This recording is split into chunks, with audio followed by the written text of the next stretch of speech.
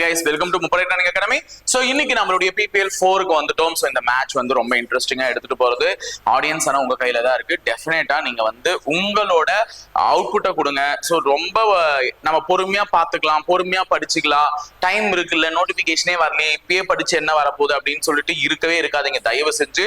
So நாளைக்கு சாப்பிட்டுக்கலாம் அப்படின்னு சொல்லிட்டு இன்னைக்கு சாப்பிடாமே இருந்துருவியா உயிரோட இருக்கிறதுக்கு? நாளைக்கு உயிரோட இருக்கணும்னா எல்லாமே அடுத்த நாளை என்பது அந்த எதிர்காலத்துக்காக வாழணும்னா இன்னைக்கான முயற்சி நம்ம கொடுத்துக்கிட்டே தான் இருக்கணும். ஸோ வேலை தான் 21 வயசுல தான் வேலை கிடைக்க போகுது. இன்னைக்கு படிக்காம இருந்துகிட்டு நம்ம 20வது வயசுல படிச்சுக்க ஆரம்பிக்கலாம் அப்படின்னு இருந்திருந்தீங்கன்னா இந்த நேரத்துக்கு உங்களால ஒரு நாலேஜை கெயின் பண்ணிருக்க முடியுமா? முடியாது இல்ல. அப்போ நோட்டிபிகேஷன் வந்தாதான் நான் படிப்பேன், நோட்டிபிகேஷன் வரட்டும், நோட்டிபிகேஷன் வந்ததுக்கு அப்புறம் படிப்பேன் அப்படின்னா கண்டிப்பா சொல்கிறேன் கட் ஆஃப்குள்ளேயே வர மாட்டீங்க. புரியுதா? அந்த கட் ஆஃப் கூட மீட் பண்ண மாட்டீங்க. அதனாலதான் சொல்றேன், இப்போதுல இருந்தே நம்ம படிக்கிறத படிச்சு வச்சுக்கிட்டே இருப்போம், அதுக்கப்புறம் பார்க்கலாம். இப்போ ஒரு சில பேர் கீழே ஆன்சர் போட்டிருப்பீங்க இந்த கேள்வியை படிச்சுட்டு, அந்த மாதிரிதான் வேகம் இருக்கணும்னு சொல்றேன். சரியா? சோ முதல் கேள்வி பாருங்க. The president of India can nominate, குடியரசுத் தலைவரால் நியமிக்கப்படுபவர்கள் அப்படின்னு சொல்லிட்டு கொடுத்திருக்காங்க. குடியரசுத் தலைவரால் நியமிக்கப்படுபவர்கள் வந்து பாத்தீங்கன்னா 2 அவைகளுக்குமே இருக்கு. சோ அதுல என்ன, உடனே வந்துடாதீங்க, டக்குன்னு நான் வந்து சொல்றேன் கொஞ்சம் டீட்டெயிலா கவனிச்சுக்கிறேன். குடியரசுத் தலைவரால் நியமிக்கப்படுபவர்கள் நம்மளை பொறுத்தவரையும் குடியரசுத் தலைவர் வந்து பாத்தீங்கன்னா பிரசிடென்ட் ஆஃப் இந்தியா, இந்தியாவினுடைய முதல் குடிமகன் சொல்லக்கூடிய ஒருத்தர். அவர் வந்து 2 அவைகளிலும், நாடாளுமன்றமான சட்டமன்றத்தினுடைய பாராளுமன்றத்தினுடைய 2 அவைகளிலும், ராஜ்யசபா மற்றும் லோக்சபா, மாநிலங்களவை மற்றும் மக்களவைன்னு சொல்லக்கூடிய அந்த 2 அவைகளிலுமே அவரால் தேர்ந்தெடுக்கப்பட்ட ஒரு சில நபர்களை என்ன பண்ணலாம், அறிமுகப்படுத்தலாம், அதாவது தேர்ந்தெடுத்து அனுப்பலாம். அந்த வகையில லோக்சபாவிற்கு 12 மெம்பர்ஸ் தேர்ந்தெடுத்து அனுப்புவாரா அப்படின்னு கேட்டாங்கன்னா கிடையாது. லோக்சபாவுக்கு அவரால் தேர்ந்தெடுக்கப்படக்கூடியவர்கள் எத்தனை பேர்? 2 பேர். 2 ஆங்கிலோ இந்தியன் கம்யூனிட்டியை சேர்ந்தவர்கள் தான். ஆனா அதையுமே 2019ல 104வது சட்ட திருத்தத்தின்படி என்ன பண்ணிட்டாங்கன்னு பாத்தீங்கன்னா கேன்சல் பண்ணிட்டாங்க. அப்ப 104 அமெண்ட்மெண்ட் படி லோக்சபாவுக்கு தேர்ந்தெடுக்கக்கூடிய 2 ஆங்கிலோ இந்தியன் கம்யூனிட்டி மெம்பர்ஸையுமே என்ன பண்ணிட்டாங்கன்னு பாத்தீங்கன்னா கேன்சல் பண்ணிட்டாங்க. அப்ப அதுவுமே இப்ப நடைமுறையில இல்ல. அடுத்தது ராஜ்யசபாவுக்கு 2 உறுப்பினர்களானா கிடையாது. அப்ப ராஜ்யசபாவுக்கு எத்தனை உறுப்பினர்களை வந்து பிரசிடென்ட் குடியரசுத் தலைவரால் நியமிக்கப்பட முடியும் பாத்தீங்கன்னா 12 உறுப்பினர்களை நியமிக்கப்பட முடியும். அப்போ ஒரு குடியரசுத் தலைவரால் ராஜ்யசபாவிற்கு 12 உறுப்பினர்களை தேர்ந்தெடுத்து அனுப்ப முடியும். அவர்கள் எந்த துறைகளை சேர்ந்தவர்களாக இருக்கலாம்?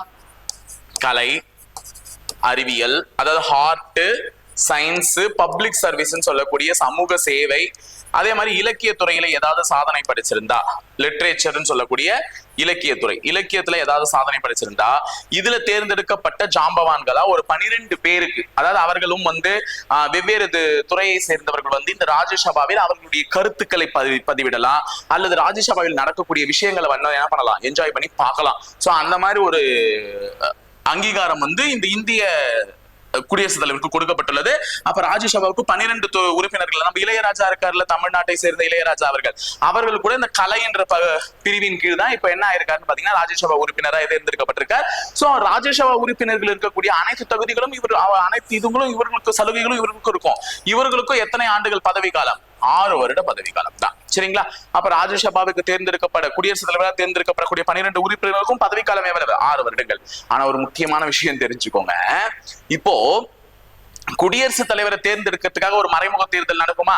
குடியரசுத் தலைவரை நேரடி தேர்தல், அதாவது டைரக்ட் எலெக்ஷன் மூலமா எடுக்க மாட்டோம், இன்டைரக்ட் எலெக்ஷன் மூலமா, மறைமுக தேர்தல் மூலமா தான் செலக்ட் பண்ணுவோம். அப்படி நான் குடியரசுத் தலைவரை மறைமுக தேர்தல் மூலமா செலக்ட் பண்ணும்பொழுது எனக்கு வந்து என்ன பண்ணலாம், ராஜ்யசபால இருக்கக்கூடியவங்க, லோக்சபால இருக்கக்கூடியவங்க, அனைத்து சட்டமன்றத்தில் இருக்கக்கூடிய உறுப்பினர்கள் எல்லாம் ஓட்டு போட்டுதான் குடியரசுத் தலைவரை என்ன பண்ணுவாங்க, தேர்ந்தெடுப்பாங்க. அப்படி குடியரசுத் தலைவரை தேர்ந்தெடுக்கக்கூடிய பட்சத்துல இந்த 12 பேருக்கு வாக்குரிமை இருக்கானா? இல்ல. இதுதான் ட்விஸ்ட். ஏன்னா இவங்களை செலக்ட் பண்ணதே யாரு? பிரசிடென்ட். ஏண்டா உன்னைய நான் செலக்ட் பண்ணுவேன், என்னை செலக்ட் பண்றதுக்கு நீ வருவியா அப்படின்ற மாதிரி இருக்கும். அப்ப பிரசிடென்ட்டை செலக்ட் பண்றதுக்கு இந்த 12 பேருக்கும் என்ன கிடையாது? ரைட்ஸ் கிடையாது, ஓட்டு போடக்கூடிய உரிமை இல்லை. இது முக்கியமான பாயிண்ட், தெரிஞ்சு வச்சுக்கோங்க. அப்ப குடியரசுத் தலைவரால் தேர்ந்தெடுக்கப்பட்ட அந்த 12 உறுப்பினர்களுக்கு குடியரசுத் தலைவரையே தேர்ந்தெடுக்கக்கூடிய பதவி பொறுப்பு கிடையாது. அடுத்தது 2வது கேள்வி. ஓகேவா? எல்லாத்தையும் டீடைலா சொல்றேன், அதனாலதான் கொஞ்சம் டைம் எடுக்கு. ஓகேவா? இந்த 2வது கேள்வி பார்த்துக்கோங்க. Which house of the parliament is known as the permanent house of the parliament that never gets fully dissolved? அதாவது நாடாளுமன்றத்தின் எந்த அவை நாடாளுமன்றத்தின் நிரந்தர அவையாக அறிக்கப்படுகிறது? அதாவது எப்பொழுதும் கலைக்க முடியாத ஒரு நிரந்தர அவையாக கருதப்படக்கூடிய ஒரு அவை எது அப்படின்னு சொல்லிட்டு கேட்டாங்கன்னா எக்ஸாக்ட்லி இட்ஸ் ராஜ்யசபா. ஓகேங்களா? ஓகே, மக்களவையை கலைக்க முடியும். ஓகேவா? 5 வருடத்திற்கு ஒரு முறை என்ன பண்ண முடியும் பாத்தீங்கன்னா மக்களவையை கலைக்க முடியும். ஏன்னா 5 years ஒன்ஸ் வந்து எம்பி எலெக்ஷன் நடக்கும், நம்ம எல்லாம் ஓட்டு போய் பதிவு பண்றோம். சோ வேலூர் மாவட்டம்னு ஒரு தொகுதி இருக்கு. அது மாதிரி தமிழகத்தில் இருக்கக்கூடிய ஒவ்வொரு மாவட்டத்திலும் ஒவ்வொரு தொகுதிகளிலிருந்தும் ஒரு எம்பி ஆனவர் என்ன பண்ணப்படுகிறார் பாத்தீங்கன்னா தேர்ந்தெடுத்து அனுப்பப்படுகிறார். எங்கே? மக்களவைக்கு, மக்களுடைய சார்பில் குறைகளை எடுத்துக்கொண்டு செல்வதற்காக. சரிங்களா? அப்போ லோக்சபாவை கலைக்க முடியும். அதற்கு முன்னாடியே லோக்சபாவை கலைக்கக்கூடிய அதிகாரம் இருக்கானா? இருக்கு. யாருக்கு இருக்கு? குடியரசுத் தலைவர், பிரசிடென்ட்டுக்கு இருக்கு. அப்ப பிரசிடென்ட்டுக்கு லோக்சபாவை 5 வருடத்திற்கு முன்பே கலைக்கக்கூடிய அதிகாரமும் இருக்கு. அதாவது சட்டம், பாராளுமன்றமான நாடாளுமன்றம் கூடி முதல் கூட்டம் நடந்து அதிலிருந்து 5வது வருடம் என்ன ஆகும்? அதை கலைச்சிட்டு மறுபடியும் ஒரு கூட்டத்தை மறுபடியும் எலெக்ஷன் வச்சு என்ன பண்ணணும்? தேர்ந்தெடுக்கணும். ஆனா அதற்கு முன்னாடியே கலைக்கக்கூடிய அதிகாரம் படைத்தவர் யாருன்னா பிரசிடென்ட், அவருக்கு இருக்கு. ஆனா ராஜ்யசபாவான மாநிலங்களவையை எப்பொழுதுமே கலைக்க முடியாது. காரணம் என்ன அப்படின்னு பாத்தீங்கன்னா, ஒவ்வொரு 6 வருஷம் அவங்க ராஜ்யசபா உறுப்பினர்களுக்கு குறைந்தபட்ச வயது எவ்வளோ? 30 வயசு. அது நல்லா ஞாபகம் வச்சுக்கோங்க. அப்ப 30 வயசுல யாருக்குள்ள போலாம்? மாநிலங்களவையான ராஜ்யசபாக்குள்ள போலாம். அவங்க ஒவ்வொருத்தருக்கும் எத்தனை வருஷம் பதவி காலம்? 6 வருஷம் பதவி காலம். அப்ப 6 வருஷம் முன்னாடி முடிஞ்ச உடனே கலைச்சிடலாமானா கிடையாது, கண்டிப்பா கலைக்க முடியாது. அதுல என்ன பண்ணுவாங்கன்னு பாத்தீங்கன்னா 3/4 பங்கு என்ன பண்ணுவாங்க? 2 வருஷத்துக்கு என்ன பண்ணுவாங்க? பிளேஸ் காலி பண்ணி ஃபில் பண்ணிட்டே வருவாங்க. அதனால எப்பொழுதுமே கலைக்க முடியாத ஒரு அவையாக இருப்பது என்னன்னு பாத்தீங்கன்னா ராஜ்யசபா தான். அது மட்டும் இல்லாம இந்த சட்டமன்றம், இந்த பாராளுமன்றம் சொல்றோம்ல, இந்த நாடாளுமன்றம், இந்த கான்செப்ட் நம்ம எங்க இருந்து எடுத்தோம் அப்படின்னு பாத்தீங்கன்னா பிரிட்டன் அரசியல் அமைப்புல இருந்து எடுத்திருப்போம். அப்பதான் நாளைக்கு கேட்டாங்கன்னா எழுதிக்கோங்க. இந்த பாராளுமன்றம் என்ற கான்செப்ட் எங்க இருந்து எடுத்தது? பிரிட்டன் அரசியல் அமைப்பு. அதுல இருக்கக்கூடிய வெஸ்ட் மினிஸ்டர் கான்செப்ட் தான். சரிங்களா? வெஸ்ட் மினிஸ்டர் கான்செப்ட் இதான் நம்ம வந்து தூக்கின்னு வந்திருக்கோம். இந்த மாடலை தூக்கின்னு வந்துதான் நம்ம நாட்டில் வந்து ஈரவை சட்டமன்றம் அப்படின்னு சொல்லிட்டு எடுத்துட்டு வந்திருக்கோம். அப்போ ஈரவை அப்படின்னு சொல்லும் போது என்னென்னது? ராஜ்யசபாவும் இருக்கு, லோக்சபாவும் இருக்கு. இதே மாதிரி பை கேமரல் லெஜிஸ்லேட்டர்னு சொல்லிட்டு சில ஸ்டேட்ஸ்லயும் இருக்கு. சில மாநிலங்கள்லயுமே வந்து பாத்தீங்கன்னா இன்றளவுக்கும் ஈரவை இருக்கு. ஓகேவா? அதுல வந்து நல்லா கவனிச்சுக்கோங்க. நம்ம தமிழகத்திலயும் ஈரவை இருந்துச்சு. அதாவது மேலவை 1, கீழவை 1. ஆனா நம்ம தமிழகத்துல 1986 ஆட்சி அமைத்த எம்ஜிஆர் அவர்கள் என்ன பண்ணாரு? அந்த மேலவையை வந்து ஒழிச்சிட்டாரு. இப்ப நம்ம தமிழகத்துல ஒரே சட்டமன்றம் தான் இருக்கு. ஆனா இன்றளவும் சில மாநிலங்கள் என்ன பண்ணுதுன்னு பாத்தீங்கன்னா ஈரவை பை கேமரல் லெஜிஸ்லேட்டர் அப்படின்னு சொல்லக்கூடிய ஈரவை சட்டமன்றங்களை வந்து நடத்தி கொண்டுதான் இருக்கிறது. அந்த மாநிலங்களுடைய முதல் எழுத்துக்கள் தான் இங்க உனக்கு ஒரு ஷார்ட் கட்டா கொடுத்திருக்கேன். என்னன்னு பாத்தீங்கன்னா கும்பேட் அப்படின்னு கொடுத்திருக்கேன். கும்பேட் அப்படி இல்ல, இந்த ஏவும் டீயும் நம்ம மாநிலத்துக்கு மேல இருக்கக்கூடிய ஆந்திரா, இந்த ஏவும் டீயும் நம்ம மாநிலத்துக்கு மேல இருக்கக்கூடிய ஆந்திரா மற்றும் தெலங்கானாவை குறிக்கிறது. சரிங்களா? அதுல முதல்ல இருக்கக்கூடிய கே வந்து எதை குறிக்கிறதுன்னு பாத்தீங்கன்னா கர்நாடகாவை குறிக்கிறது. இந்த யூ உத்தரப்பிரதேஷ், ஓகேவா, உத்தரப்பிரதேசத்தை குறிக்கிறது. இந்த பி வந்து பீகாரை குறிக்கிறது. உனக்கு ஒன்னே ஒன்று வச்சுட்டு போறேன். எம் எதை குறிக்கிறது? 2 ஆப்ஷன் உனக்கு நான் கொடுத்துட்டு போறேன். மகாராஷ்டிராவா மத்திய பிரதேசமா? 2 ஆப்ஷன் நீங்களே சொல்லிட்டீங்களே சார். அப்ப நான் மியான்மர்லாம் சொல்லிட்டு போறேன். ஆமா, 2 மாநிலம் தான், மகாராஷ்டிரா அல்லது மத்திய பிரதேஷ். இதுல எது எம் குறிக்குதுன்றதை மறக்காம கமெண்ட் பாக்ஸ்ல சொல்லிட்டு போங்க. இந்த 6 மாநிலங்கள்ல தான் இன்றளவும் ஈரவை சட்டமன்றங்கள் இயங்கிக் கொண்டிருக்கிறது. சரிங்களா? அடுத்தது 3வது கேள்வி. Those who are working in radiation laboratories are used lead aprons and gloves because கதிர்வீச்சு ஆய்வகங்களின் பணியாற்றுவோர் வந்து காரியத்திலான கையுறைகளையும் ஆடைகளையும் பயன்படுத்துவதற்கான காரணம் என்னன்னு சொல்லிட்டு காரியம் அப்படின்னு சொல்லும் போதே தெரியுது லெட் தான். சரிங்களா? லெட் ஏப்ரான்ஸ் வந்து பயன்படுத்துறாங்க. அது மேல போட்டுக்கிற அந்த கவசம் ஆகட்டும் அல்லது கையுறைகள் ஆகட்டும் லெட்டால தயாரானது, காரியத்தான தயாரானது. ஏன் அதை பயன்படுத்துறாங்க அப்படின்னு பாத்தீங்கன்னா காரியத்தினுடைய அணு எண் வந்து அதிகம். சரியா? அட்டாமிக் நம்பர் ஆஃப் லெட் வந்து பாத்தீங்கன்னா அதிகம், அணு எண் அதிகமா இருக்கு. அது மட்டும் இல்லாம இது ஒரு அதிக அடர்த்தியை கொண்ட ஒரு உலோகம், ஹை டென்ஸ்ட் மெட்டீரியல், மெட்டல்னு சொல்லலாம். அதனால என்ன பண்ணப்படும் பாத்தீங்கன்னா எளிதாக இந்த எக்ஸ்ரே மற்றும் காமா கதிர்களால் இதுல என்ன ஆக முடியாதுன்னு பாத்தீங்கன்னா ஊடுருவ முடியாது. அப்ப எக்ஸ்ரே மற்றும் காமா கதிர்களால் என்ன ஆக முடியாது? ஊடுருவ முடியாது. அப்போ கதிர்வீச்சுகளின் வேலை செய்பவர்களுக்கு அந்த கதிர்வீச்சுகளாலே என்ன ஆகும்? டேமேஜ் ஆகும் உடல் உறுப்புகள். இப்ப நமக்கு நல்லா தெரியும் ரேடியேஷன், அந்த ரேடியோ ஆக்டிவிட்டி, அந்த இதை கண்டுபிடிச்சதே மேரி கியூரி அம்மையார் தான். அதற்காக வேதியியலுக்கான சிறந்த இதெல்லாம் வாங்கினாங்க, நோபல் பரிசு எல்லாம் பெற்ற அந்த தாயார் வந்து என்ன ஆனாங்கன்னு பாத்தீங்கன்னா அதே கதிர்வீச்சினாலே தான் மரணம் அடைந்தார், கேன்சர் வந்து. அப்போ கதிர்வீச்சுகளால் உடல் உறுப்புகள் பாதிக்கப்படும். அதனால அது நம்ம உடல்ல ஊடுருவாத வண்ணம் நம்ம பார்த்துக்கணும். அதற்காகத்தான் என்ன பண்ணாங்கன்னு பாத்தீங்கன்னா இந்த காரியத்திலான கைகுறியில பண்ணாங்க. அப்போ கதிரியக்க கதிர்கள் காரியத்தின் வழியே உட்புகாது. The radioactive radiations cannot pass through them. அப்ப அந்த கதிர்வீச்சுகள் அந்த லெட் ஏப்ரான்ஸ் வழியா உள்ள வராத போது நம்ம உடலை அதிக அளவில் அது என்ன பண்ணா அது பாதிக்க செய்யாது. சரியா? இதுதான் அதுக்கு பயன்படுத்துவதற்கான முக்கிய காரணமா பார்க்கப்படுகிறது. அடுத்து 4வது கேள்வி வந்து பாயில்ஸ்னுடைய விதியை கேட்கிறாங்க. பாயில் விதி எனப்படுவது என்ன அப்படின்னு சொல்லிட்டு கேட்கிறாங்கன்னா 1662. சரிங்களா? 1662ல பாயில் அப்படின்ற ஒருத்தர் கண்டுபிடிச்சதுதான் இந்த பாயில் விதி. இவர் என்ன சொல்றாருன்னா ஒரு மாறாத வெப்பநிலையில் at constant temperature the pressure of the gas is inversely proportional to the volume of the gas. ஓகேவா? அப்போ வந்து என்ன சொல்றாரு அவரு? ஒரு மாறாத வெப்பநிலையில் வாயுவின் அழுத்தமானது அதனுடைய கன அளவிற்கு எதிர் விகிதத்தில் இருக்கும். ஓகேவா? இன்வெர்ஸ்லி ப்ரொபோர்ஷனலா இருக்கும். அப்போ இப்படி ஒரு டப்பா வச்சுக்கோங்க. இதுலதான் வாயு இருக்கு அப்படின்னா, நான் இப்ப இங்க மேல ஒரு இதை வச்சு பிஸ்டல் வச்சு ஒரு பிரஷர் கொடுக்குறேன். சரிங்களா? ஒரு பிரஷரை கொடுக்கும் போது கம்மியா கொடுக்கும் போது இவ்வளவு அளவுக்கு இருக்கு. இதே நான் ரொம்ப அழுத்தத்தை கொடுத்தேன்னா பிஸ்டனை இறக்குறேன், இவ்வளவு தளவு இறக்குறேன், அழுத்தத்தை நல்லா கொடுத்து இறக்குறேன்னா அந்த வாயுக்கள் சுருங்க ஆரம்பிக்குமா? சுருங்க ஆரம்பிச்சு வாயுக்களுடைய கன அளவுன்னு சொல்லக்கூடிய வால்யூம் என்ன ஆகும்? கம்மி ஆகும். அப்போ பிரஷர்னு சொல்லக்கூடிய அழுத்தம் வந்து இன்வெர்ஸ்லி ப்ரொபோர்ஷனல் டு வால்யூம், தலைகீழாக இருக்கும். இததான் இந்த V இந்த பக்கம் கொண்டு வந்தாங்கன்னா PV is equal to மாறிலி, கான்ஸ்டன்ட் அப்படின்னு சொல்லிட்டு எழுதுவாங்க. அப்போ ஒரு மாறாத வெப்பநிலையில் எது இருக்குதுன்றத பாயில்ஸ் விதி சொல்லுது. PV equal to constant. இதுதான் பாயில்ஸ் லா. சோ நம்ம தெரிஞ்சுக்கிறோம், பதில் தெரிஞ்சுக்கிறோம், ஆனா அது என்னன்னு தெரிஞ்சுட்டு படிக்கிறோம்ல, அதுக்கு அந்த படிக்கிறத தான் இப்ப நான் சொல்லி ஞாபகப்படுத்திக்கிட்டு இருக்கேன். சரிங்களா? அதுக்கு அடுத்தது ஜியோகிராஃபி 5வது கேள்வி ரொம்ப easy. On which river Tehri dam was கன்ஸ்ட்ரக்டட்னு சொல்லிட்டு கேட்டிருக்காங்க. தெஹிரி அணை எந்த ஆற்றின் குறுக்கே கட்டப்பட்டுள்ளதுன்னா எல்லாருக்குமே தெரியும். தெஹிரினாலே என்னது? தெரி. அது முதல்ல ஞாபகம் வச்சுக்கோங்க. காண்டானா தான் தெரிக்க விடுவேன். அப்போ தெஹிரி அணை எங்க இருக்கு அப்படின்னு பாத்தீங்கன்னா உத்தரகாண்ட்ல இருக்கு. சரிங்களா? தெஹிரி அணை எங்க இருக்கு? உத்தரகாண்ட்ல இருக்கு. சோ உத்தரகாண்ட்ல இருக்கக்கூடிய இந்த தெஹிரி அணை தான் உயரமான அணை அப்படின்னு சொல்லுவாங்க, டாலஸ்ட் டேம் அப்படின்னு சொல்லுவாங்க. எந்த நதியின் குறுக்கே கட்டப்பட்டுள்ளதுன்னா பாகிரதியின் குறுக்கே கட்டப்பட்டுள்ளது. அப்ப தெஹிரி அணை என்பது பாகிரதியின் குறுக்கே கட்டப்பட்டுள்ளது. எங்க இருக்கிறது? உத்தரகாண்ட்ல இருக்கு. இப்போ நீளமான அணைன்னு சொல்லக்கூடிய ஹிராகுட் டேம். சரிங்களா? நீளமான அணைன்னு சொல்லக்கூடிய ஹிராகுட் அணை, இது வந்து எனக்கு என்ன சொல்ல போறீங்கன்னு பாத்தீங்கன்னா நானே சொல்லிடுறேன். ஒடிஷாவில இருக்கு. ஆனா எந்த நதியின் குறுக்கே கட்டப்பட்டிருக்கு? இதை மறக்காம கமெண்ட் பாக்ஸ்ல சொல்லிட்டு போறீங்களா? ஆல்ரெடி இந்த கும்பட்ல M வந்து எந்த லெட்டர் வந்து எதை குறிக்குதுன்னு கேட்டிருக்கேன். இப்ப இதை கேட்டிருக்கேன். ஓகேவா? சோ இதையும் மறக்காம கமெண்ட் பாக்ஸ்ல சொல்லிட்டு போயிருக்கேன். ஹிராகுட் அணை ஒடிஷாவில இருக்கு. அது எந்த நதியின் குறுக்கே கட்டப்பட்டுள்ளது? அப்ப மிகப்பெரிய புவியீர்ப்பு அணையான வந்து பக்ரானங்கல் அணை சட்லஜ் ஆற்றின் குறுக்கே கட்டப்பட்டிருக்கும். அது எங்க இருக்கும்? ஹிமாச்சல் பிரதேஷ், பஞ்சாப் ரெண்டு இடத்துலயும் இருக்கும். அது எல்லாம் தெரிஞ்ச விஷயம் தான். சரிங்களா? அடுத்து 6வது கேள்வி போயிடலாமா? which country shares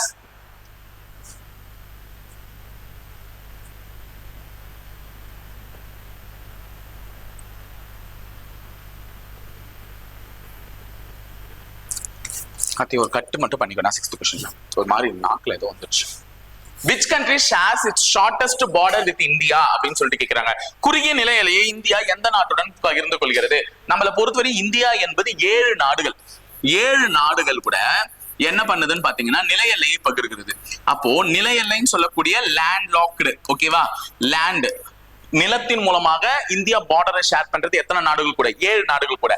கடல் நீர்னு சொல்றது எத்தனை நாடுகள் கூடன்னு பாத்தீங்கன்னா சி பார்டர். சரிங்களா? கடல் பார்டர்ல வந்து எத்தனை நாடுகள்னு பாத்தீங்கன்னா 2 நாடுகள். அவை என்னென்ன? ஒண்ணு இலங்கை, ஸ்ரீலங்கான்னு சொல்லக்கூடிய இலங்கை, இன்னொன்னு மாலத்தீவுகள். சரிங்களா? இது ரெண்டுமே வந்து கடல் மூலமா வந்து பார்டரை கொண்டு இருக்கும். அப்போ 7 நாடுகள் வந்து நில எல்லையை கொண்டு இருக்குன்னு சொல்லலாம். அது என்னன்னா BCPM வேன். அதாவது பிசி கம்யூனிட்டி சேர்ந்த பிரைம் மினிஸ்டர் வந்து நான் பேன் பண்ணிடுவேன் அப்படின்ற மாதிரி ஞாபகம் வச்சுக்கோங்க. பிசி என்றால் என்னன்னா ஃபர்ஸ்ட் பி வந்து பங்களாதேஷ், வங்காளதேசம், அடுத்தது சைனா, அடுத்தது பாகிஸ்தான், அடுத்தது மியான்மர். சரிங்களா? அடுத்தது பூட்டான், ஏனா ஆப்கானிஸ்தான், அடுத்தது நேபாள். சரிங்களா? இதுதான் அந்த 7 நாடுகள், நம்ம அண்டை நாடுகள், நாம நில எல்லையை பகிர்ந்துள்ள நாடுகள். இதுல வந்து எந்த நாட்டுடன் நம்ம குறைந்த அளவிலான குறுகிய எல்லையை பகிர்ந்து இருக்கிறோம் பாத்தீங்கன்னா ஆப்கானிஸ்தான். கிட்டத்தட்ட 106 கிலோமீட்டர், சம்டைம்ஸ் 108 நீங்க எங்கன்னா படிச்சிருக்கீங்க, வாசிச்சிருக்கீங்க அப்படின்னா அதை வந்து தப்புன்னு சொல்லிட்டு மனசுல பதிச்சுக்கோங்க. 106 கிலோமீட்டர் தான் சரியான விடை. அது வந்து நம்ம according to the recent research and Google datas and then ChatGPT's datas எல்லாமே அதுதான் வந்து உங்களுக்கு சொல்லும். வேணும்னா நீங்க கொஞ்சம் சர்ச் பண்ணி பாத்துக்கோங்க. சோ ஃபர்ஸ்ட் இருக்கக்கூடிய இது வந்து பாத்தீங்கன்னா 4097.6 6 சம்திங். ஒரே நிமிஷம்.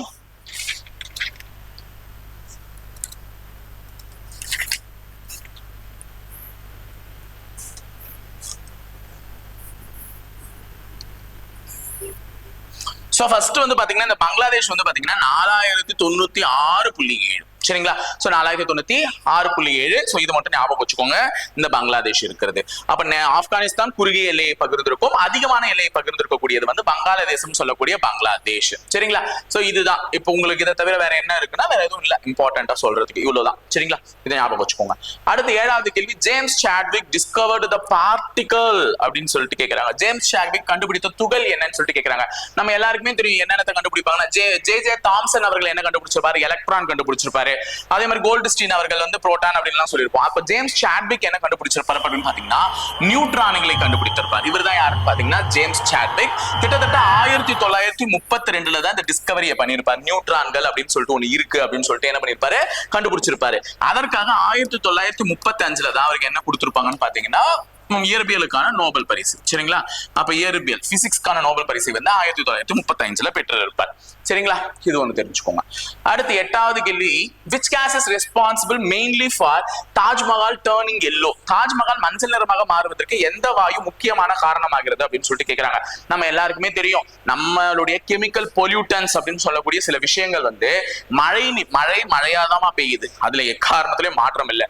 அந்த மழை நீருடன் நாம வாகனத்துல போய் யூஸ் பண்ணக்கூடிய அந்த ஒரு கெமிக்கல் சப்ஸ்டன்சஸ் அது புகையா போயிட்டோம், லெபார்டரிஸ் இண்டஸ்ட்ரின்னு சொல்லக்கூடிய தொழிலகங்கள்ல பயன்படுத்தக்கூடிய அந்த கெமிக்கல் சப்ஸ்டன்ஸ் புகைகளாக போயும் அந்த மழை நீருடன் வினை புரிந்து வரக்கூடிய மழை, அதாவது இயற்கை நமக்கு தரக்கூடிய வரமான அந்த மழை வந்து என்ன பண்றோம்னு பாத்தீங்கன்னா அமில மழையா நம்ம மாத்திக்கிறோம். இன்றளவும் நாமும் வந்து ஜோதிகா மாதிரி வந்து தகச்சுன்னு டான்ஸே போட்டா கூட அது சாதாரண மழையில கிடையாது, அமில மழையில தான். அப்படி அமில மழையில் நீங்கள் இருக்கும் பொழுது நன்றாக தெரிந்து வைத்துக் கொள்ளுங்கள் ஒரு முக்கியமான விஷயம், நமக்கு எதுவும் அதிக அளவுல பாதிப்பு ஏற்படுது, நமக்கும் இருக்கு ஆனா அதிக அளவுல கிடையாது. ஏன்னா நம்ம எல்லாம் என்னது மூவபிள்ல இருக்கும், அதை நகர்ந்துகிட்டே இருக்கும், மழைனா ஓடி போய் ஒளிஞ்சுக்கிறோம், அதனால நமக்கு வந்து எந்த அதிகமான பாதிப்பும் இல்லை. ஆனா ஒரு பில்டிங் ஆகட்டும் அல்லது தொடர்ச்சியாக ஒரே இடத்துல இருக்கக்கூடிய பொருள் ஆகட்டும், அது அந்த மழையில நினைஞ்சு சீக்கிரமா பில்டிங் எல்லாம் போயிடுது. அந்த காலத்துல வீடு கட்டினாங்க 100 வருஷம் இருக்கும்னு சொல்லுவாங்க, இந்த காலத்துல 10 வருஷத்துல வெடிப்பிடுது, ஒரு வருஷத்துல இதெல்லாம் ஆயிடுது, வெடிப்பு விட்டுலாம். சரிங்களா? அந்த மாதிரி வந்து தாஜ்மஹாலும் வந்து ஒரே இடத்துல இருக்கக்கூடிய ஒரு ஸ்டாக்னன்டான ஒரு இது மான்யூமெண்ட், ஒரு சிற்பம், அந்த இது கலை கட்டிடம் அப்படின்னு சொல்லலாம். சோ அது என்ன ஆகுது, அமில மழையில் தொடர்ந்து நினைஞ்சு அதுல இருக்கக்கூடிய கால்சியம் கார்பனேட், அது பளிங்கு கற்களால தானே கட்டப்பட்டிருக்கு, அதுல இருக்கக்கூடிய கால்சியம் கார்பனேட் இந்த அமில மழையுடன் வினை புரிந்து அது எந்த நிறமாக மாறுகிறது? மஞ்சள் நிறமாக மாறுதுன்னு சொல்றாங்க. அதற்கு முக்கியமான வாயுக்கள் எதுன்னு பாத்தீங்கன்னா சல்பர் டை ஆக்சைடுன்னு சொல்லக்கூடிய SO2வும் நைட்ரஜன் டை ஆக்சைடுன்னு சொல்லக்கூடிய NO2 தான் ரீசன்ஸ். ஓகேவா? சோ இது இவை இரண்டும் தான் அதிகப்படியான பொல்யூட்டன்ஸா இருக்கு. அது போய் மழை நீருடன் வினை புரியும் பொழுது SO2 சொல்லக்கூடிய சல்பர் டை ஆக்சைடு வினை புரியும் போது நமக்கு சல்பியூரிக் அமிலம் சொல்லக்கூடிய H2SO4 மாறுது. சரிங்களா? H2SO4 சொல்லக்கூடிய கந்தக அமிலம், சல்பியூரிக் அமிலம் சொல்றோம்ல, அதுவா மாறிடுது. NO2 கூட வினை புரியும் பொழுது H1O3 சொல்லக்கூடிய நைட்ரிக் அமிலமா என்ன ஆயிடுதுன்னு பாத்தீங்கன்னா மாறுது. சோ இந்த இரண்டு அமிலங்களாக அது மாறி வினை புரிந்து அந்த தாஜ்மஹாலின் மீது பொழிவதனால் தாஜ்மஹால் மஞ்சள் நிறமாக மாறுகிறது. இதுக்குமே நம்ம கவர்மெண்ட் வந்து ஒரு முக்கியமான ஒரு விஷயத்தை எடுத்துட்டு வந்திருக்காங்க. அதாவது தாஜ்மஹால் இங்க இருக்குன்னு வச்சுக்கோங்க, இந்த தாஜ்மஹாலை சுற்றி இப்படி ஒரு ட்ரபீசியம் உருவாக்கி இருக்காங்க. சரியா? இதுக்கு பேரே வந்து TTZ, தாஜ் ட்ரபீசியம் ஜோன் அப்படின்னு சொல்றாங்க. நம்ம கவர்மெண்ட் எடுத்துட்டு வந்திருக்கு தாஜ் ட்ரபீசியம் ஜோன். இந்த ஜோன், அந்த ஜோனுக்குள்ள யாருமே அதிகப்படியான புகைகளை வெளியிடக்கூடாது, அந்த ஜோன் ஒரு பாதுகாக்கப்பட்ட ஒரு ஜோனாக மாற்றப்படுகிறது அப்படின்னு சொல்லிட்டு நம்மளுடைய மத்திய அரசாங்கம் சொல்லியிருக்கு. ஒரு சாதாரண கல்லறைக்கெல்லாம் முடிவெடுத்து ஒரு விஷயத்தை செயல்படுத்துறீங்க, மனித மக்களை தான் மறந்துடுறீங்க. சரி, ஓகே, எனிவே அடுத்தது பார்க்கலாம். அடுத்தது, name the green pigment present in the leaf அப்படின்னு சொல்லிட்டு கேட்கறாங்க. இலைகளில் இருக்கக்கூடிய பச்சை நிறமீன், அதனுடைய பெயர் என்னன்னா ஊருக்கே தெரிஞ்ச விஷயம் தான், குளோரோஃபில் அப்படின்னு சொல்லக்கூடிய குளோரோஃபில் தான். ஏன்னா குளோரோஃபிளாஸ்க்ல தான் இது இருக்கும். அந்த குளோரோஃபிளாஸ்க்ல இருக்கக்கூடிய குளோரோஃபில் தான் என்னன்னு பாத்தீங்கன்னா பச்சை நிறமி, இலைகளில் காணப்படக்கூடிய பச்சை நிறமியாக இருக்கும். இது உங்களுக்கு தெரிஞ்ச விஷயம் தான். ஆனா இது எப்ப நடக்கும் நல்லா தெரிஞ்சுக்கோங்க. இந்த குளோரோஃபில்லினுடைய இது என்ன, அதாவது ஒளிச்சேர்க்கையின் போது. ஒளிச்சேர்க்கைனா என்னமா, போட்டோசிந்தசிஸ். சரிங்களா? ஒளிச்சேர்க்கைனா என்னது, போட்டோசிந்தசிஸ். அந்த போட்டோசிந்தசிஸின் போது ஒளியை உறிஞ்சும். ஒளியை என்ன பண்ணும், உறிஞ்சி அது உணவாக மாற்றிக்கொள்ளும். இதுதான் இதனுடைய வேலையே. அப்போ தாவரங்கள் அதற்கு தேவையான உணவுகளை ஒளிச்சேர்க்கையின் போதுதான் உற்பத்தி செய்து கொள்கிறது. அதனுடைய முக்கிய காரணமே இதுதான். இப்பதான் உங்களுக்கு முக்கியமான கான்செப்ட் சொல்ல போறேன். இப்போ ஒளிச்சேர்க்கை நடக்குது இல்ல, இந்த போட்டோசிந்தசிஸ் கான்செப்ட். அப்போ தாவரம் எதை சுவாசிக்கும், கார்பன் டை ஆக்சைடு தான் சுவாசிக்கும். தாவரம் வந்து கார்பன் டை ஆக்சைடு கூடவே எதை எடுத்துக்கும் பாத்தீங்கன்னா வாட்டர். ஒண்ணும் இல்ல, நம்மளுடைய மண்ணு சாயில்ல இருந்து எடுத்துக்கும், இல்லைன்னா காற்று, இது ஹேர்ல இருந்து எடுத்துக்கும். அப்போ கார்பன் டை ஆக்சைடையும் ஒளிச்சேர்க்கை பகல்ல தான் நடக்கும், அது தெரியும்ல. ஏன்னா சூரிய ஒளி இல்லாமல் ஒளிச்சேர்க்கையே நடக்காது. அப்ப ஒளிச்சேர்க்கை பகல்ல நடக்கும். நம்மளை பொறுத்தவரை நம்ம சின்ன வயசுல இருந்தே சொல்லி தான் நடத்திருப்பாங்க. தாவரங்கள் பகலில் கார்பன் டை ஆக்சைடை உள்ளிழுத்தும் ஆக்சிஜனை வெளியிடும், அதனால தான் நம்மளா சுவாசிக்கிறோம். இரவில் வந்து என்ன பண்ணும், ஆக்சிஜனை உள்ளிழுத்து கார்பன் டை ஆக்சைடை வெளியிடும், அதனால தான் மரத்துக்கு கீழே போய் படுக்காத, மூச்சடிச்சு செத்து போயிடுவேன். ஏன்னா கார்பன் டை ஆக்சைடு வெளியிடுதுல, அதை நீ சுவாசிச்சா என்ன ஆகும், மூச்சடிப்பு ஏற்பட்டு செத்து போயிடுவோம். உடனே பேய் அமுக்குச்சு, ஏன்னா வந்து நைட்டு வந்து ஏதோ அமுக்குன மாதிரியே இருந்துச்சு அப்படின்னா சொன்னா அந்த கதெல்லாம் தேவையே கிடையாது. புரியுதா? அப்ப கார்பன் டை ஆக்சைடு வெளியிடுது, அது நல்லா தெரிஞ்சுக்கணும். அப்ப பகல் நேரத்துல நடக்கக்கூடிய ஒளிச்சேர்க்கையின் போது கார்பன் டை ஆக்சைடை உள்ளிழுத்து ஆக்சிஜனை வெளியிடுதா. அப்ப உள்ளிழுக்கக்கூடிய கார்பன் டை ஆக்சைடு இது என்ன நடக்கும் பாருங்க, வாட்டரையும் உள்ளிழுக்கும், கார்பன் டை ஆக்சைடையும் உள்ளிழுக்கும். அப்ப தண்ணீரை உள்ளிழுக்கும் பொழுது ஆக்சிஜனேற்றம் அடைகிறது. தண்ணீர் என்ன அடைகிறது, ஆக்சிஜனேற்றம் அடைகிறது. ஆக்சிஜனேற்றம் அடைந்தால் அங்க என்னமா நடக்கும், எலக்ட்ரான் இழப்பு நடக்கும். லாசஸ் த எலக்ட்ரான் இழப்பு நடக்கும். அப்ப தண்ணீரை உள்ளிழுக்கக்கூடிய அந்த தாவரம் என்ன பண்ணும்னா ஆக்சிஜனேற்றம் அடையும். அந்த தண்ணீர் ஆக்சிஜனேற்றம் அடையும் போது இட் லாசஸ் த எலக்ட்ரான்களை இழக்க ஆரம்பிக்கும். அதனாலதான் தண்ணி என்னவா மாறிடும் பாத்தீங்கன்னா ஆக்சிஜன் சொல்லக்கூடிய O2. அப்ப தாவரங்கள் ஆக்சிஜனை வெளியிடுதுல, அது எப்படி நடக்குது, தண்ணீரை உள்ளிழுத்து அந்த தண்ணீர் ஆக்சிஜனேற்றம் அடையும் பொழுது எலக்ட்ரான்களை இழக்க ஆரம்பிக்கும். அப்ப அது ஆக்சிஜனை என்ன பண்ணுக்கும், தாவரம் ஸ்டோர் பண்ணி வச்சுக்கும். அப்ப ஆக்சிஜன் கெச்சிச்ச தாவரத்துக்கு அடுத்தது இந்த இழக்கக்கூடிய எலக்ட்ரான்களை இந்த கார்பன் டை ஆக்சைடு வந்து என்ன பண்ணணும் பாரு, நான் வாங்கிக்கிறேன், வா வா வா என்கிட்ட வா. அப்ப தண்ணீர் இழக்கக்கூடிய எலக்ட்ரான்களை கார்பன் டை ஆக்சைடு வாங்கிக்கும். அப்படி கார்பன் டை ஆக்சைடு வாங்கும் போது இதுல ரிடக்ஷன் நடக்கும், ஒடுக்கம் நடக்கும், ரெடியூசிங்கா நடக்கும். அப்ப இது என்னவா மாறிடும்னா தாவரத்தினுடைய உணவான குளுக்கோஸா மாறிடும். சரிங்களா? தாவரத்தினுடைய உணவான குளுக்கோஸா மாறிடும். அப்ப தாவரம் எப்படி அந்த உணவை வந்து போட்டோசிந்தசிஸ் அப்ப தயாரிச்சுக்குதுன்னு தெரிஞ்சுச்சா? இதுதான். ஓகேவா? இதை வந்து டீடைலா சொல்லிட்டேன், தெரிஞ்சு வச்சுக்கோங்க. அடுத்து 10வது கேள்வி, which among the following is a fertilized and ripened ovary அப்படின்னு கேக்குறாங்க. பின்வரும் மற்றும் கருவுற்ற முதிர்ந்த சூர்ப்பை எது? சூர்ப்பைன்னு கேட்டாங்கன்னா என்ன கண்ணை மூடிட்டு மார்க் பண்ணுங்கன்னா கனி. ஓகேவா? இதே சூழ்னு கேட்டாங்கன்னா தான் விதை. சூழ்னு கேட்டாங்கன்னா விதை, சூர்ப்பைன்னு கேட்டாங்கன்னா கனி. இங்க ஓவரின்னு கேட்டிருக்காங்க, இதே ஓவியூல் அப்படின்னு கேட்டாங்கன்னா விதைன்னு சொல்லக்கூடிய சீடு. சரிங்களா? இதை ஞாபகம் வச்சுக்கோங்க, ஈஸியான ஒரு விஷயம் தான். சரிங்களா? அடுத்தது 11வது கேள்வி, the blood pressure of an healthy adult during normal resting condition is expressed as. ஒரு ஆரோக்கியமான மனிதன் ஓய்வாக உள்ள நிலையில் ரத்த அழுத்தமானது டேஷ் ஆகும் சொல்லிட்டு கேக்குறாங்க. ஒரு ஆரோக்கியமான மனுஷன் நல்ல நார்மலா இருக்கும்போது அவனுடைய பிபியை வந்து மெஷர் பண்ணாங்கன்னா கண்டிப்பா இதுல இருந்து இதுக்குள்ள அடங்கியிருந்தாதான் அவனுடைய பிபி நார்மலா இருக்கு. எல்லாருக்குமே பிபி இருக்கு, எனக்கு இல்ல அப்படின்லாம் சொல்லிட்டு இருக்காதீங்க. எல்லாருக்குமே பிபி இருக்கு. அந்த பிபின்றது அந்த லிமிட்டை தாண்டும் பொழுதுதான் அது ஒரு நோயாக பார்க்கப்படுகிறது. அதை தவிர்த்து இது எல்லாருக்குமே இருக்கக்கூடிய நார்மலான ரத்த அழுத்தம் என்ன அப்படின்னு பாத்தீங்கன்னா 120 to 80 mmHg அப்படின்னு சொல்லக்கூடிய மில்லிமீட்டர். இதுதான் standard unit for blood pressure measurement. ரத்த அழுத்தத்தை அளக்கக்கூடிய ஒரு ஸ்டாண்டர்டான யூனிட். இந்த HGன்றது எதை குறிக்குது, பாதரசம். ஏன்னா பாதரசத்தினுடைய யூனிட் தானே HG. நமக்கு நிறைய பேருக்கு தெரியுது, அது ஏதோ நினைச்சுக்கிறீங்க, அது வந்து மெர்க்யூரி வந்து அதனுடைய கெமிக்கல் சிம்பிள் HG. அப்ப பாதரசத்தை அளக்கக்கூடிய பாதரசத்தைன்னு சொல்லிட்டு பாருங்க, இந்த இது இல்ல ரத்த அழுத்தத்தை அளக்கக்கூடியது எந்த டிவைஸ், ஸ்பிக்மோ மேனோமீட்டர். அதுல எது ஏறி எது இறங்குமா, பாதரசம் தான் ஏறி இறங்கும். அப்ப அந்த பாதரசத்தை தான் யூனிட்டா வச்சிருக்காங்க. அது எத்தனை மில்லிமீட்டருக்கு ஏறி இறங்குதுன்றதை தான் கவனிக்கிறாங்க. 120 ல இருந்து 80. இப்ப 120 சிஸ்டோலிக்னு சொல்லுவாங்க, 80 டயஸ்டோலிக்னு சொல்லுவாங்க. இதெல்லாம் தெரிஞ்சு வச்ச ஒரு விஷயம் தான், தெரிஞ்சு வச்சுக்கோங்க. அடுத்து 12வது கேள்வி வந்து பாத்தீங்கன்னா decrease in red blood cells production. ஓகேவா? degeneration of spinal cord or the symptoms of the deficiency disorder called. அதிக அளவிலான ரத்த சோகை, ரத்த அணுக்கள் உற்பத்தியில் குறைவு மற்றும் தண்டுவட நரம்பு குறைபாடுகள் ஆகியவை டேஷ் நோயிற்கான அறிகுறிகள் ஆகும் அப்படின்னு சொல்லிட்டு கேக்குறாங்க. இது ரொம்பவே முக்கியமான ஒரு கொஸ்டின் தான். சோ இங்க வந்து நல்லா ஞாபகம் வச்சுக்கோங்க, இந்த பாயிண்ட் ரொம்ப ரொம்ப முக்கியம். ரத்த அணுக்களினுடைய உற்பத்தி குறைவு, தட் மீன்ஸ் ரெட் பிளட் செல்ஸ்னுடைய இது வந்து குறைவாகும் பொழுது நம்ம எலும்பு பச்சையில உருவாகும், போன் மேரோட உருவாகக்கூடியதான் ரெட் பிளட் செல்ஸ். அதனுடைய வாழ்நாள் 120 நாட்கள், இதெல்லாம் படிச்சிருப்பீங்க.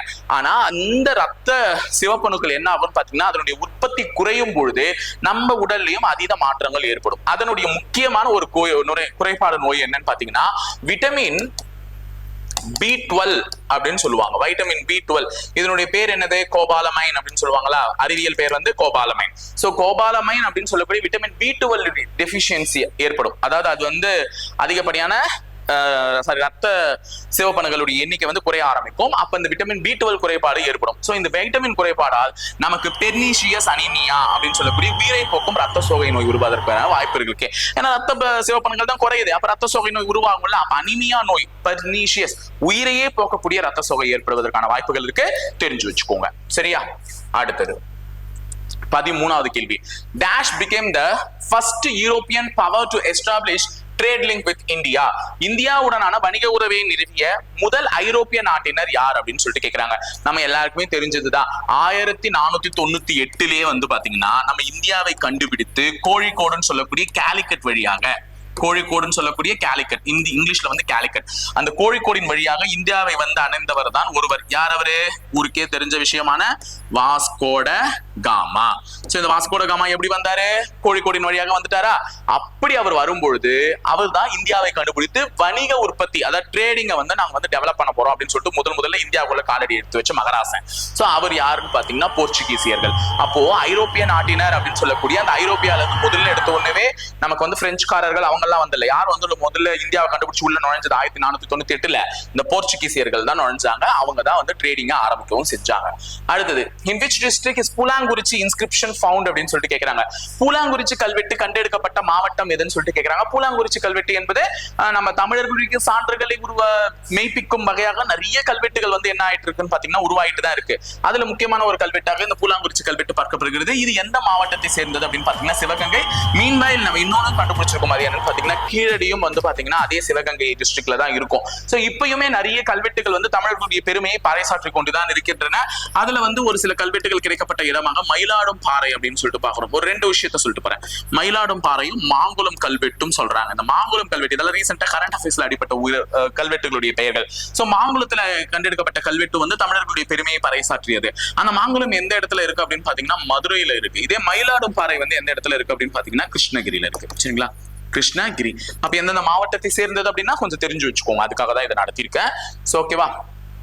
அடுத்து 15வது கேள்வி, இரண்டு ஸ்டேட்மெண்ட்ஸ் பத்தி கொடுத்திருக்காங்க. ஒன்னு, 3 system of revenue collection had been introduced by the British. ஓகேவா? ஆங்கிலேயர்களால் 3 வகையான வருவாய் வசூல் முறை வந்து அறிமுகப்படுத்தப்பட்டது அப்படின்னு சொல்லிட்டு சொல்றாங்க. இது சரியா தவறான்னு சொல்லிட்டு நம்மளுடைய தேர்ட் அம்பையர் கிட்ட டெசிஷன் கேட்கலாமா அப்படின்னு சொல்லிட்டு பார்க்கணும். சோ 15வது கேள்விக்கு வந்து தேர்ட் அம்பையர் என்ன சொல்றாரு? இந்த வாக்கியம் ஒன்றுன்னு சொல்லக்கூடிய 3 system of revenue collection had been introduced by the British அப்படின்னு சொல்றாரு. இது சரியா தவறா? ஓகேவா? சோ டெசிஷன் பெண்டிங்ல இருக்கு. சோ நம்மளுடைய தேர்ட் அம்பையர் என்ன சொல்றாரு அப்படின்னு பார்க்கும்போது ஆமா சரி அப்படின்னு சொல்றாரு. சோ முதல் வாக்கியம் வந்து மிக மிக சரியா. என்ன அப்படின்னு பாத்தீங்கன்னா 3 வகையான வருவாய் வசூல் முறையை வந்து அறிவிச்சிருக்காங்க. ஒன்னு வந்து பாத்தீங்கன்னா ஜமீன்தாரி. சரிங்களா? ஜமீன்தாரி முறை. இன்னொன்னு வந்து பாத்தீங்கன்னா ரயத்வாரி முறை.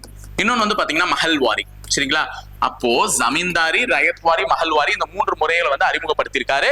இது வந்து சரிதான் பொறுத்திருக்கு. அப்ப வாக்கியம் 2 என்ன சொல்லியிருக்காங்கன்னா ரயத் என்றால் விவசாயி என்று பொருள். அதாவது அறிமுகப்படுத்த ஒரு சிஸ்டமான இந்த ரயத்வாரி இருக்குல்ல, அதுல ரயத்ன்றது விவசாயி, கல்டிவேட்டர் அப்படின்னு சொல்லிட்டு சொல்றாங்க. ஆமா, விவசாயிகளுக்காக உருவாக்கப்பட்டது தானே. இதெல்லாம் பர்மனன்ட் செட்டில் சிஸ்டம் இந்த ஜமீன்தாரிலாம். சோ இந்த ரயத்வாரி என்றால் விவசாயின்னு சொல்றாங்க. இது சரியா தவறா நம்ம கிட்ட கேட்டுடலாம் அப்படின்னு சொல்லிட்டு தேர்ட் அம்பையர் கிட்ட போறோம். சோ தேர்ட் அம்பையர் என்ன சொல்றாரு அப்படின்னு பார்க்கும்போது தேர்ட் அம்பையர் இதற்கும் சரி என்றே சொல்கிறார். ஓகேவா? அப்ப ஸ்டேட்மெண்ட் 2 ரயத் மீன் கல்டிவேட்டர் இதுவுமே சரி. அப்போ 1 மற்றும் 2ம் சரி என்பதுதான் இந்த கேள்விக்கான சரியான பதிலா இருக்கும். அப்போ ரயத்வாரி, ஜமீன்தாரி, மஹல்வாரி இந்த 3 இததான் வந்து ஆங்கிலேயர்களால் அறிமுகப்படுத்தப்பட்டது.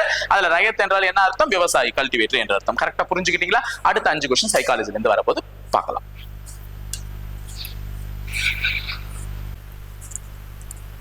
அப்ப சைக்காலஜினுடைய ஃபர்ஸ்ட் क्वेश्चन பார்க்கலாம். இந்த 16வது கேள்வி வந்து சைக்காலஜில கேட்டிருக்கோம். என்னன்னா calculate the speed of the car. ஒரு டேட்டா இன்டர்பிரேஷன், தரவு செயலாக்கத்துல இந்த மாதிரி ஒரு படத்தை கொடுத்துட்டு இந்த கார் போதில்ல, அந்த காரினுடைய வேகத்தை என்ன பண்ண சொல்றாங்கன்னு பாத்தீங்கன்னா கண்காணிக்க சொல்றாங்க. நல்லா கவனிங்க. கார் வந்து இங்க கீழே போறது என்னன்னு பாத்தீங்கன்னா ஹவர்ஸ். ஓகேவா? இப்போ இது 1 மணி நேரம், இது என்னது கீழே வந்து 1 மணி நேரம், இது 2 மணி நேரம், இது 3 மணி நேரம், இது 4 மணி நேரம், 5, 6 அந்த மாதிரி மணி நேரங்களை கொடுத்திருக்காங்க. இந்த பக்கம் இருக்கிறது வந்து பாத்தீங்கன்னா கார் எவ்வளவு டிஸ்டன்ஸ் கவர் பண்ணிருக்குதுன்னு கொடுத்திருக்காங்க. அப்ப இங்க கொடுத்திருக்கக்கூடிய கிராஃப் முதல் 1 மணி நேரத்துல கார் 60 கிலோமீட்டர் கடந்து போனதா கொடுக்கப்பட்டிருக்கு.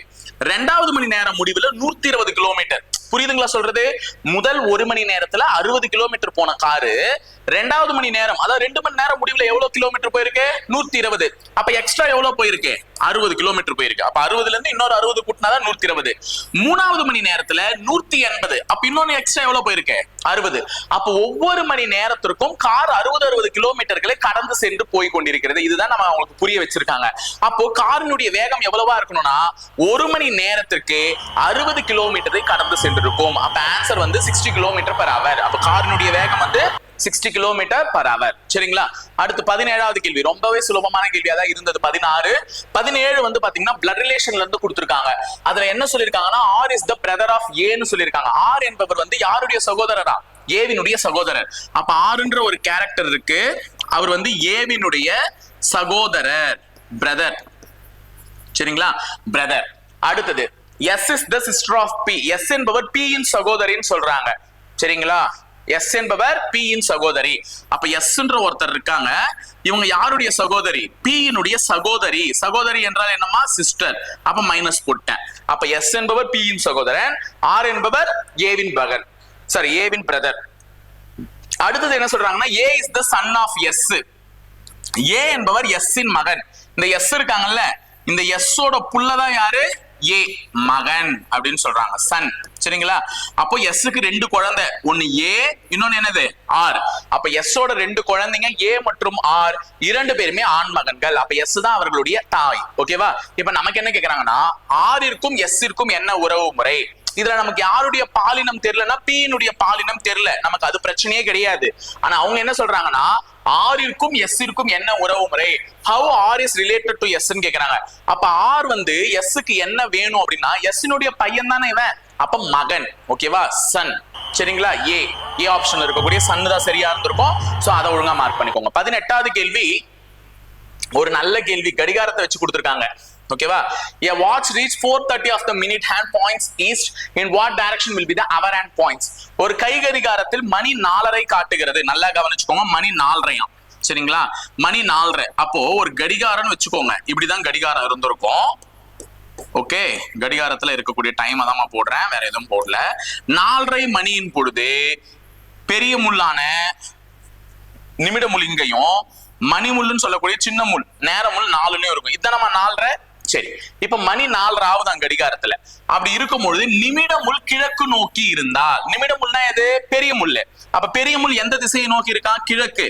சார், டைரக்ஷன் சென்ஸ் படி கீழே இருந்தா தெற்கு, இப்படி இருந்தா தான் கிழக்கு, இப்படி இருந்தா வடக்கு, இப்படி இருந்தா மேற்கு, இப்படிதானே சார் சொல்றீங்க. இப்ப என்ன கீழே கிழக்குன்னு போடுறீங்கன்னா அவங்க நமக்கு ஒரு ஐடென்டிபிகேஷன் மார்க் கொடுக்குறாங்க. இப்படிதான் கிழக்குன்னு சொல்றாங்க. அப்ப இது கிழக்குன்னா நம்ம இந்த 9ஆண்டு என்ன எடுத்துக்கணும்? தெற்கு. இப்ப பாருங்க, கிழக்குல இருந்து தெற்கு. இப்ப இது என்ன எடுத்துக்கணும்? ஆப்போசிட்ல இருக்கு மேற்கு. 3ஆண்டு இருக்கிறது என்னது? வடக்கு. இப்படி நம்மளா புரிஞ்சுக்கணும். அவங்க மேப் அப்படியே தலைகீழா திருப்பி கொடுத்துருக்காங்க. ஓகேவா? அப்ப இதை கிழக்குன்னு சொல்றாங்கன்னா 3 தான் வடக்கா இருந்திருக்கணும், 12 மேற்கா இருந்திருக்கணும், 9 வந்து என்னவா இருந்திருக்கணும்? தெற்கா இருந்திருக்கணும். இப்ப நமக்கு நிமிடமுள் கிழக்கு நோக்கி இருந்தால், நிமிடமுள் கிழக்கு நோக்கி இருந்தால் மணிமுள் அப்படின்னு சொல்லக்கூடிய சின்ன முள் வந்து எந்த திசையை நோக்கி இருக்கும் சொல்றாங்க. அப்போ வடக்குக்கும் கிழக்குக்கும் நடுவுல தானே மணிமுள் இருக்கு. அப்ப அது என்ன திசை? வடகிழக்குன்னு சொல்லக்கூடிய நார்த் ஈஸ்ட். அப்ப ஆன்சர் டி. சரிங்களா? North east. ஓகேவா? புரிஞ்சுக்கிட்டு கரெக்டா போடுமா? ஈஸியான கொஸ்டின் தான். அடுத்தது, if the code for stable is 1 2 3 4 5 6 and code for labor is 5 3 4 7 8 9 அப்படினா பாட்டில்ன்றதை எப்படி கோட் பண்ணுவாங்கன்னு சொல்லிட்டு கேக்குறாங்க. அதாவது ஸ்டேபிள் என்பதனுடைய குறியீடு 1 2 3 4 5 6, லேபர் என்பதனுடைய குறியீடு 5 3 4 7 8 9 ன்னு சொன்னாங்கன்னா பாட்டில் என்பதை எப்படி குறியிடுவீங்க அப்படின்னு சொல்லிட்டு கேக்குறாங்க. பாத்தலாமா? பாட்டில் BOTTLE. அப்ப முதல்ல BA என்னன்னு கோட் பண்ணிருக்காங்க? BA என்னன்னு கோட் பண்ணிருக்காங்க? 4. அப்ப 4ல உன்னுடைய ஆப்ஷன் தொடங்கணும். எல்லா ஆப்ஷனும் 4ல தான் தொடங்குது. அடுத்தது ஓவை என்னன்னு கோட் பண்ணிருக்காங்க? லேபர்ல போய் பாருங்க, 7. அப்ப 4 7ன்னு வரணும். எல்லா ஆப்ஷன்லயும் 4 7 தான் இருக்கு. T என்னன்னு கோட் பண்ணிருக்காங்கன்னா 2. சோ 2 T இருக்கிறதுனால 2 2. அப்ப இவங்க கேன்சல், இவங்க கேன்சல். அப்ப இந்த ஆப்ஷன்ல தான் ஏதோ ஒண்ணு. அடுத்த நம்பர் கண்டுபிடிச்சா கண்டுபிடிச்சிடலாம். எல்ல என்னன்னு கோட் பண்ணிருக்காங்க அப்படின்னா எல்லையும் 5 6ன்னு கோட் பண்ணிருக்காங்க. அப்ப ஆன்சர் ஏ ஆப்ஷன். இது கிடையாது. சோ ஈஸியா மார்க் பண்ணிருக்கலாம் இந்த ஒரு கேள்வியை. சரிங்களா? அடுத்து லாஸ்ட் क्वेश्चन, 20வது கேள்வி ஒரு டைரக்ஷன் சென்ஸ்ல இருந்து கேட்டிருக்காங்க. ராஜா moves from his house and walks 10 feet towards east. Turn, ஓகேவா? turns right, walks 3 feet. Again he turns right and walks 14 feet. How far is he from his house? அப்ப ராஜா தனது வீட்டில் இருந்து, English question பாத்துட்டீங்களாமா? நான் கொஞ்சமா எடுத்துக்கிறேன், மேலே தூக்கிக்கிறேன். சரியா? ஏன்னா வரையறதுக்கே ஸ்பேஸ் வேணும். சரி, ராஜா தன் வீட்டில் இருந்து கிழக்கு நோக்கி 10 அடி நடந்து, அப்ப இதுதான் ராஜாவோட வீடு. சரிங்களா? இதுதான் ராஜாவோட வீடு. அவன் வீட்டில் இருந்து கிழக்கு நோக்கி எத்தனை அடி நடக்கிறான்? 10 அடி நடக்கிறான். 10 feet. சரிங்களா? கிழக்கு நோக்கி 10 அடி நடந்து பின் வலதுபுறம் திரும்புகிறான். நல்லா கவனிங்க, பின் வலதுபுறம் திரும்பி, இதுதான் வலதுபுறம். வலதுபுறம் திரும்பி எத்தனை அடி நடக்கிறான்? 3 அடி நடக்கிறான். அப்ப ராஜா அவனோட ஹவுஸ்ல இருந்து ஈஸ்ட நோக்கி 10 feet, அதுக்கப்புறமா ரைட் திரும்பி ரைட் திரும்பி 3 feet எடுத்திருக்கான்.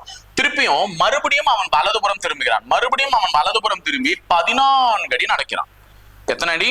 14 அடி நடக்கிறான். சரிங்களா? இப்படி நடந்தா ராஜா அவன் வீட்டிலிருந்து எவ்வளவு தொலைவில் உள்ளான்? இதுதான் ராஜாவோட வீடு. இங்க நடந்தது ராஜா. ஏன் சார் இது நீட்டமா கோடு போட்டீங்கன்னா இது வெறும் 10 அடிமா, இது எக்ஸ்ட்ரா நடந்திருக்கலாம் 14 அடி. அப்ப வீட்டுல இருந்து எவ்வளவு தொலைவில் உள்ளான்னா நல்லா கவனிங்க, இது ஒரு செங்கோண முக்கோணத்தை ஏற்படுத்துது. செங்கோண முக்கோணம் பித்தாகரஸ் தேரத்தை பயன்படுத்தணும். அப்ப பித்தாகரஸ் தேரத்துல முக்கோணத்தினுடைய இந்த பகுதியை கண்டுபிடிக்கிறதுக்கு அங்க என்ன டிஸ்டன்ஸ் இருக்கோ அதே தான் இது. அப்ப இது 3 அடி. சரிங்களா? இங்க என்ன இருக்கோ அதேதான் இது. அப்ப இது 3 அடி.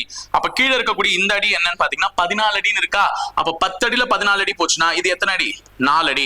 அப்ப 3 அடி 4 அடின்னு வந்துச்சுனாலே இங்க என்ன ஆன்சர் வரணும்? 5 அடி தான் வரணும். 5 அடி வந்துருச்சு. சரிங்களா? பி அப்படின்னு சொல்லக்கூடிய 5 அடி தான் ஆன்சர். சோ இது ஒரு நல்ல கேள்விதான், என்னை பொறுத்தவரையும் நல்லாவே ஈஸியா இருந்ததை நான் நம்புறேன். சோ உங்களுக்குமே இந்த கேள்விகள் எல்லாம் பிடிச்சிருக்கும். இன்னைக்கான பிபிஎல் செஷன் நல்லபடியா முடிஞ்சிருக்கும். சோ இதே மாதிரி அடுத்தடுத்த செக்ஷனுக்கு தொடர்ந்து ஃபாலோ பண்ணுங்க. Stay tune with us. இன்ட்ரெஸ்டிங்கா நிறைய क्वेश्चंस பார்ப்போம். ஓகேங்களா? சோ இணைந்திருங்கள், தொடர்ந்து பயணிப்போம். முப்படை பயிற்சி மையத்தோட. நன்றி, வணக்கம்.